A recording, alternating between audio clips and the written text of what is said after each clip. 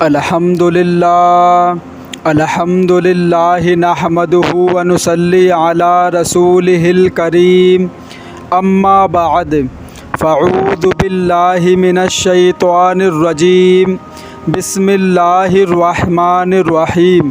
اللہ تعالیٰ سے دعا ہے اللہ تعالیٰ صحیح طریقے سے بات کہنے کی، سننے کی، سمجھنے کی، پھر اس پہ اللہ تعالیٰ ہم سب مسلمان بھائیوں کو عمل کی بھی توفیق عطا فرمائے۔ ہر مسلمان جنت میں تو جانا چاہتا ہے، لیکن کوشش نہیں ہے کہ ہم جنت میں کیسے جائیں گے، کیونکہ انسان گناہ بھی کر رہا ہے، زنا بھی کر رہا ہے، شراب بھی پی رہا ہے، غلط کام بھی کر رہا ہے، تو میرے بھائی کہاں سے جنت میں جاؤ گے؟ اپنی خواہشات کو روکو، غلط کاموں سے رکو، اللہ کی مان کر نبی پاک صلی اللہ علیہ وسلم کے طریقے پر زندگی گزارو، اسی میں کامیابی ہے۔ بغیر حساب کتاب کے جنت میں جانے والے۔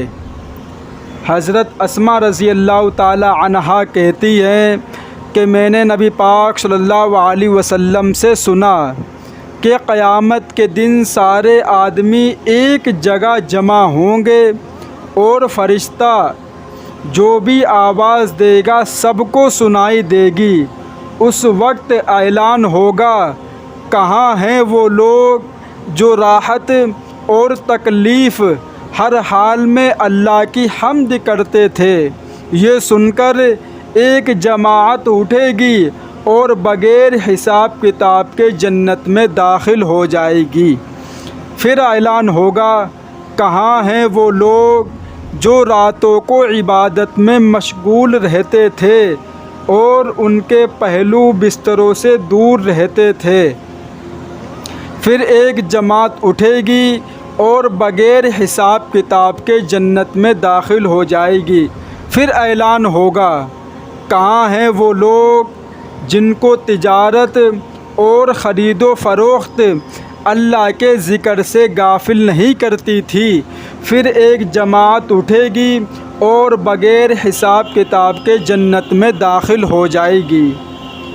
ایک اور حدیث میں یہ بھی قصہ آیا ہے، اس میں یہ بھی ہے کہ اعلان ہوگا، آج محشر والے دیکھیں گے کہ کریم لوگ کون ہیں، اور اعلان ہوگا، کہاں ہیں وہ لوگ جن کو تجارتی مشاغل اللہ کے ذکر اور نماز سے نہیں روکتے تھے۔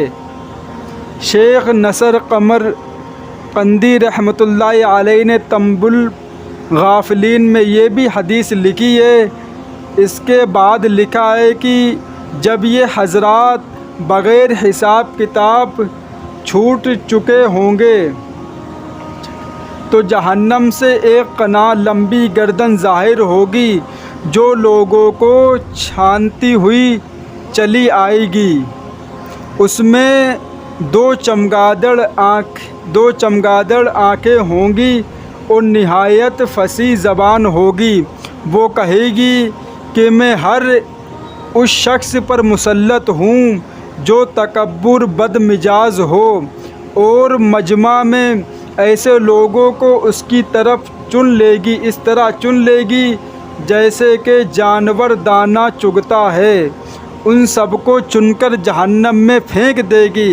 اس کے بعد پھر اسی طرح دوبارہ نکلے گی اور کہے گی کہ اب میں ہر اس شخص پر مسلط ہوں جس نے اللہ اور اس کے رسول کی اعزاز دی۔ ان لوگوں کو بھی جماعت سے چن کر لے جائے گی۔ اس کے بعد سرپارہ پھر نکلے گی اور اس مرتبہ تصویر والوں کو چن کر لے جائے گی، اور اس کے بعد جب یہ تینوں قسم کے آدمی مجمع سے چھٹ جائیں گے تو حساب کتاب شروع ہوگا۔ کہتے ہیں کہ پہلے زمانے میں شیطان آدمیوں کو نظر آ جاتا تھا۔ ایک صاحب نے اس سے کہا کہ کوئی ترکیب ایسی بتا دے کہ میں بھی تجھ جیسا ہو جاؤں۔ شیطان نے کہا کہ ایسی فرمائش تو آج تک مجھ سے کسی نے بھی نہیں کی، تجھے اس کیا ضرورت پیش آئی؟ انہوں نے کہا میرا دل چاہتا ہے۔ شیطان نے کہا اس کی ترغیب یہ ہے کہ نماز میں سستی کر اور قسم کھانے میں ذرہ برابر پرواہ نہ کر، جھوٹی سچی ہر طرح کی قسمیں کھایا کر۔ ان صاحب نے کہا کہ میں اللہ سے عہد کرتا ہوں کہ کبھی نماز نہ چھوڑوں گا اور کبھی قسم نہ کھاؤں گا۔ شیطان نے کہا کہ تیرے سوا مجھ سے چال کے ساتھ کسی نے کچھ نہیں لیا، میں بھی عہد کر لیا کہ آدمی کو کبھی نصیحت نہیں کروں گا۔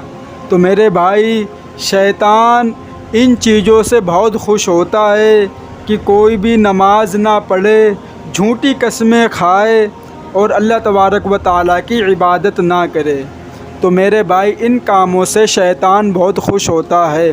اللہ تعالیٰ ان باتوں پہ ہم سب کو عمل کی توفیق عطا فرمائے۔ وآخر دعوانا والحمد للہ رب العالمین۔